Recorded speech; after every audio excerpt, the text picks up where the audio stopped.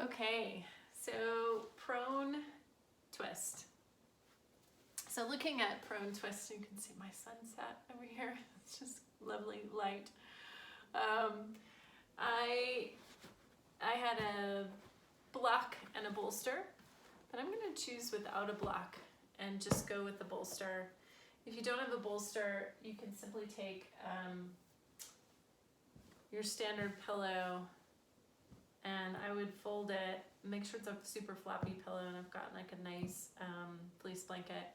I would fold it this direction so it's wider rather than with a more vertical orientation. So I would fold it this way, and then you can utilize this as your bolster. You can see that well. Yeah. So I love using fleece with pillows. It makes it so easy, and I just picked the cheapest pillow that I have. But if I'm working with a bolster and prone twist, I want to situate the bolster close to my pelvis or my hip, hands on either side, but I'm not going to wrench and turn myself. I want to actually sort of just move or navigate the spine just a little bit here and take a couple of breaths. But the last thing I want to do is passively use my arms as weapons. So I'm going to make sure that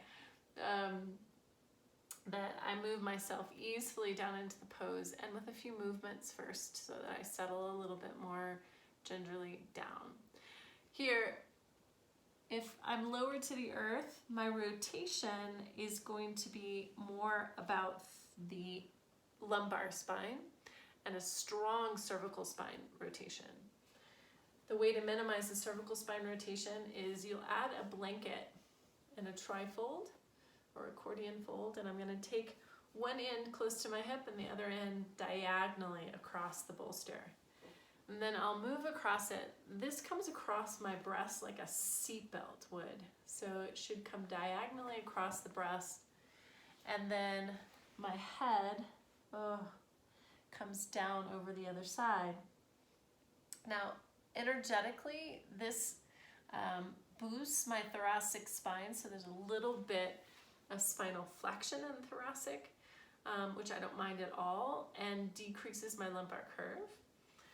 I can also take either my blanket or a block underneath my bolster and add some elevation, so it's a little bit of an incline. Then my rotation, I'm going to actually place it with a block. Then my rotation is going to be more in the thoracic. And I don't want it to be super high unless I have support for the opposite arm. I don't like to have my arm hanging because then that adds an extra load or pressure on the shoulder joint itself. So I want it to be sort of like Goldilocks, not too high and maybe not too low for my body. I think the best thing for you to do is experiment. The higher you are might mean you need to keep your heart a little higher. So if you have low blood pressure, if you're pregnant, if putting too much pressure on the chest or the upper body is a big deal, you want to be a little bit higher. If you want to be more alert or upregulating, then you want to be a little bit higher. Just make sure you've got a little bit or an extra blanket on the backside for that elbow support so there's less pull on the shoulder. I'm going to take this seatbelt effect across here as well, and then as I come across, oh, so good. I'm just going to hug, and this allows, in fact it needs to be a little bit further forward, allows my neck to be in less torsion.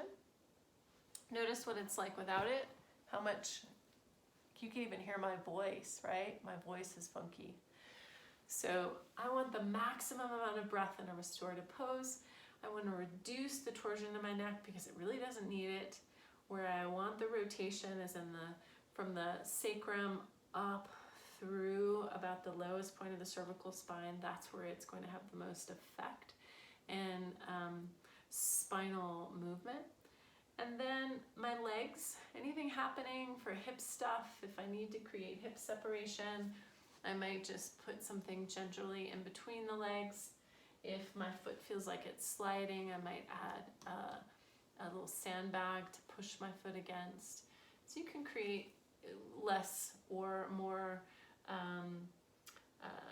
curve curve or flexion in the lower body by drawing the knees closer to you.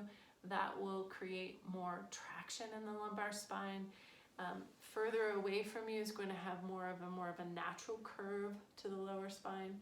So you would just want to decide what is most important for you. All right. I hope you enjoy this. So when you flip to the other side, you want to move with the greatest amount of ease, the least amount of effort as possible. I hope that was really helpful to clarify some things. Let me know what questions you might have.